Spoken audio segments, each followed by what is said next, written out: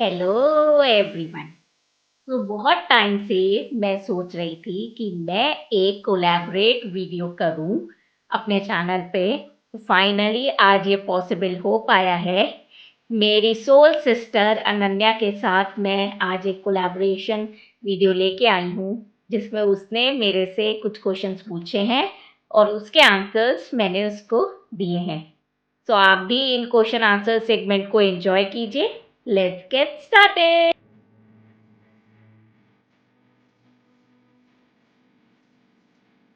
मेरा पहला सवाल आपसे ये है कि आपको लाइफ में कैसे लोग पसंद है?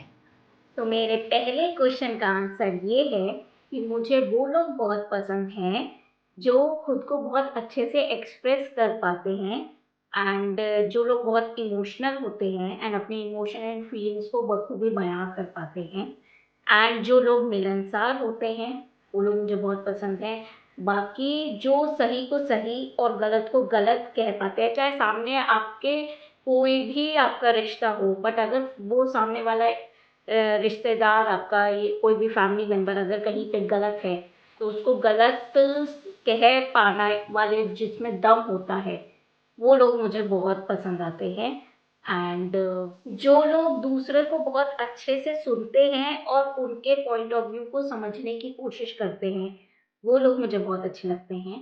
जो लोग दूसरों की खुल के तारीफ करते हैं, किसी का भी कभी कुछ बुरा नहीं बोलते हैं, ना बुरा चाहते हैं, जिनका ऑरा बहुत पॉजिटिव होता है और जो सबको इक्वली ट्रीट करते हैं, इक्वली मानते हैं, वो लोग मुझे बहुत अच्छे लगते हैं। जो लोग लॉजिकली बात करते हैं, जो फैक्ट्स के ऊपर बात करते हैं, जो अपने एक्शंस को प्रूव कर सकते हैं, मतलब एक्शन को एक्सप्लेन कर सकते हैं, जैसे अगर कुछ किया है तो क्यों किया है, या कुछ नहीं किया है तो क्यों नहीं किया है, या कुछ कहा है किसी के लिए तो क्यों कहा है, उस बात को एक्सप्लेन जो लोग कर पाते हैं, तो वो लोग मुझे बहुत अच्छे लगते हैं। मेरा दूसरा सवाल आपसे ये है कि आपको कैसे लोग बिल्कुल भी नहीं पसंद है, मतलब कोई क्वालिटी या कुछ भी जो आपको कभी पसंद नहीं आ सकता? मेरा तुम्हारे दूसरे क्वेश्चन का आंसर ये है कि मुझे ऐसे लोग बिल्कुल पसंद नहीं है जो इजीली किसी की भी बातों में आके इन्फ्लुएंस हो जाते हैं, मैनिपुलेट हो जाते हैं, बिना बात की जड़ तक पहुंचे, जांच पड़ताल करे, सच जाने, कुछ भी कंक्लूजन पर पहुंच जाते हैं। ऐसे लोग मुझे बिल्कुल नहीं पसंद हैं। दूसरे की बातों में आके, मतलब सुनी सुनाई बातों पर आके किसी तीसरे पर्सन के बारे में इमेज बना लेते हैं या जज कर लेते हैं उस इंसान को, ऐसे लोग मुझे बहुत बुरे लगते हैं। ऐसे लोग मेरे लिए मूर्ख की श्रेणी में आते हैं, क्योंकि वो उस पर्टिकुलर इंसान से जाके पूछते नहीं है कि आपका एक्सपीरियंस क्या है, आपने क्या झेला है, या आपका पॉइंट ऑफ व्यू क्या है इस बारे में, मैंने जो सुना है। पहले किसी के बारे में अच्छे से जांच पड़ताल कर लो, उसका एक्सपीरियंस जान लो, उसके बाद तुम्हें हक बनता है उसके कोई इमेज बनाने का या उसको जज करने का। ठीक है। एंड मुझे ऐसे लोग बिल्कुल नहीं पसंद आते जो बस अपनी साइड की स्टोरी सुनाते जाते हैं लगातार, without any full stop, without any comma. ये देखते ही नहीं है कि सामने वाला उनकी बातें सुनने में इंटरेस्टेड है भी कि नहीं है, बस बोलते जाते हैं, लगातार बोलते जाते हैं। That is so irritating and so exhausting literally. मेरा तो ये खुद का ही एक्सपीरियंस है and that was the worst experience of my life. कुछ लोग थे मेरी लाइफ में ऐसे जो लगातार बस कंटिन्यूअसली बोलते ही जाते थे। तो ऐसे लोगों से मुझे बहुत चिढ़ है। एंड दूसरे की भी आप एक्सपीरियंसेस जानो, दूसरे से भी पूछो कि तुमने अपनी लाइफ में क्या किया है, उसको भी सुनने की कोशिश करो, ना कि बस अपना ही बोलते जा रहे हैं। मुझे ऐसे लोग बिल्कुल नहीं पसंद हैं जो दूसरों को नीचा दिखाते हैं। एंड ऐसे लोग बिल्कुल नहीं पसंद हैं जो खुद की गलतियों को एक्सेप्ट नहीं करते हैं और वक्त रहते माफ़ी नहीं मांगते हैं अपनी गलतियों के लिए, और हर समय दूसरों को ही ब्लेम करते रहते हैं हर चीज़ के लिए। ऐसे लोग मुझे बिल्कुल नहीं।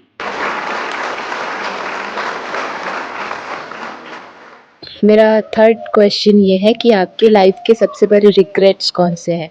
और तुम्हारे तीसरे क्वेश्चन का आंसर ये है कि सबसे पहला रिग्रेट जो मुझे मेरी लाइफ में ये है कि अ, मेरे पापा का 2011 में एक्सीडेंट हुआ था और 1 महीना ही हुआ था बस उनको एक्सीडेंट हुए, और उसके 1 महीने के बाद शिल्पी दीदी की शादी थी, तो मैं पापा को उस 1 महीने की एक्सीडेंट की हालत में छोड़ के शिल्पी दीदी की शादी में गई थी बैंगलोर में। तो इस बात का मुझे रिग्रेट है, बहुत डीपली रिग्रेट है। वो शिल्पी दीदी ऐसी हैं कि वो किसी के फीलिंग्स एंड इमोशंस की कदर नहीं करती हैं, तो उनकी शादी में जाना, अपने पापा को ऐसी हालत में छोड़ के, आज के टाइम पे मैं रिग्रेट करती हूँ इस बात को, और ये मेरी ज़िंदगी भर का रिग्रेट। शिल्पी सौम्या दीदी ने मेरे को बहुत कुछ गंदा गंदा बोला है एक टाइम पे, जो कि मैं लाइफ में कभी भी नहीं भूल सकती हूँ। मेरी लाइफ का सबसे बड़ा रिग्रेट अगर कुछ है तो वो ये है कि मैंने सुमित जैसे इंसान पे अपनी लाइफ के बहुमूल्य वैल्यूएबल 6 महीने वेस्ट कर दिए। वो इंसान मेरी ज़िंदगी का 1 महीना भी डिज़र्व नहीं करता था। शादी को 1 महीना हुआ था एंड उसने मेरे को ये बात बोल दी थी कि मेरे लिए मेरी माँ ही इम्पोर्टेंट है और मेरे लिए कोई इम्पोर्टेंट नहीं है, एंड अब जो भी करना है तो मुझे मेरी माँ के लिए ही करना है। जब उसने क्लियर कट मेरे को ये बात बोल दी थी कि उसकी वाइफ़ का उसकी लाइफ़ में कोई अस्तित्व नहीं है, तो मैं क्यों, आई वाज़ अ फूल, क्यों इस शादी को मैं ढोए जा रही थी लिटरली। एंड मुझे उसी समय 1 महीना ही हुआ था मुश्किल से शादी को, उसी समय इस रिश्ते को एंड कर देना चाहिए था। ये मेरी ज़िंदगी का सबसे बड़ा रिग्रेट रहेगा लाइफ टाइम। तीसरा और आखिरी रिग्रेट जो मेरी लाइफ का वो ये है कि मुझे वापस बरेली नहीं आना चाहिए था मुंबई से मम्मी-पापा के कहने से। मेरे को, हाँ, जब मैं यहाँ से गई थी मुंबई तभी बहुत मेहनत मशक्कत से बड़ी मुश्किल से कन्विंस करने में ही मुझे बहुत टाइम लगा था मम्मी-पापा को मेरे एक्टिंग ड्रीम के लिए। तो 1 साल बड़ी मुश्किल से हुआ था एंड मुझे उस टाइम पे थोड़ा और कन्विंस करना चाहिए था पापा मम्मी को कि नहीं, मैं अभी और टाइम देना चाहती हूँ अपने एक्टिंग करियर को एंड वापस नहीं आना चाहिए था। अगर आज मैं वापस ना आई होती, गिव अप नहीं किया होता अपने ड्रीम पे एंड थोड़ा और एफर्ट्स लगा लिए होते कन्विंस करने पे मम्मी पापा को, तो आज मेरी ज़िंदगी ऐसे बर्बाद नहीं हुई होती जो शादी पर बर्बाद हो गई मेरी ज़िंदगी।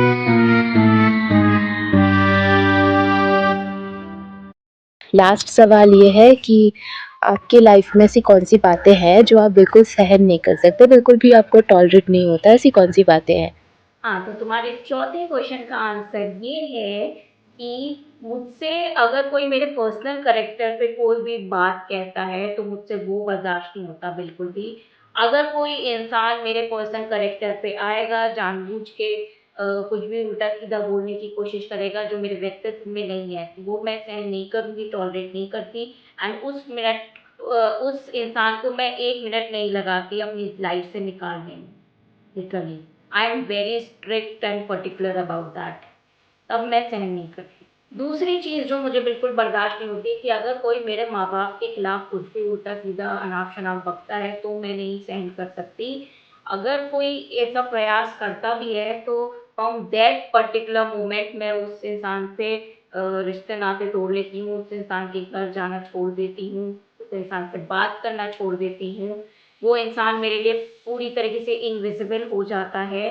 वो अपनी लाइफ में क्या कर रहा है, क्या नहीं कर रहा है, मुझसे कोई मतलब नहीं होता है। एंड अगर कोई इंसान मेरे माँ-बाप के खिलाफ कुछ बोलेगा, बदतमीज़ी करेगा, तो फिर वो अगर 2 सुनाएगा तो मैं 4 सुनाऊँगी लिटरली, और फिर कंप्लीटली ब्लॉक कर दूँगी उस इंसान को अपनी लाइफ से। किसी भी इंसान को हक नहीं होता कि वो किसी के माँ-बाप के खिलाफ कुछ भी बोले, उल्टा-सीधा। ये हक किसी ने नहीं दिया। सो हमेशा सोच समझ के और जो सही फैक्ट बातें हैं वो ही बोलो, उल्टा सीधा कोई सुनने के लिए नहीं बैठा है यहाँ। अभी रिसेंटली मुझे किसी ने पूछा कि what I love the most about my self, मैं ये कहूँगी कि मैं बहुत ही स्ट्रॉन्ग हेडेड लड़की हूँ। मुझे मतलब इजीली कोई भी इन्फ्लुएंस नहीं कर सकता, कोई भी मैनिपुलेट नहीं कर सकता। अपनी लाइफ के डिसीजंस मैं खुद लेती हूँ, इतना स्ट्रॉन्ग पर्सनैलिटी है मेरी एंड डिसीजंस मेरे बहुत अच्छे होते हैं मैक्सिमम, मैं यही बोलूँगी। एंड मेरे को कोई चला नहीं सकता अपने अकॉर्डिंग, मैं वही करती हूँ जो मेरा दिल और दिमाग कहता है एंड मेरी लाइफ के डिसीजंस मेरे ही होते हैं। फिर चाहे वो कोई भी रिश्ता हो, कोई फ्रेंड हो, रिलेटिव हो या इवन मेरे पेरेंट्स हो, मैं करती अपने माइंड की ही हूँ। मैं मतलब लोगों की बातें एक बार को सुन लूँ, बट वो एट द एंड मेरा ही डिसीजन होता है। Another thing that I love the most about my self कि मैं बहुत दूरदर्शी हूँ, मतलब सिचुएशन को बहुत अच्छे से एनालिसिस कर लेती हूँ बहुत ईजिली, और बहुत दूर का प्रिडिक्शन कर लेती हूँ खुद से ही। एंड मुझे सही गलत की बहुत अच्छे से पहचान है, मतलब लाइफ में मेरे लिए क्या सही है क्या गलत है वो बहुत मतलब जल्दी भांप लेती हूँ मैं। तो ये सब मेरे प्लस पॉइंट्स हैं। तो ये था मेरा आज का ब्लॉग। कैसा लगा आपको? प्लीज़ मुझे कमेंट सेक्शन में बताइएगा। मेरे इस वीडियो को अगर आपको पसंद आया तो ज़रूर लाइक कीजिएगा, लाइक करना मत भूलिएगा। आपके लाइक्स, आपके कमेंट्स मुझे मोटिवेट करते हैं कि मैं ऐसे ही बढ़िया से बढ़िया कंटेंट आप लोग के लिए लेके आती रहूं। अभी तक मेरा चैनल सब्सक्राइब नहीं किया है तो प्लीज़ मेरे चैनल को सब्सक्राइब कर लीजिए एंड बेल आइकन को प्रेस कर लीजिए ताकि आपको मेरे ऐसे ही मज़ेदार कंटेंट के नोटिफिकेशंस आते रहें। Thank you.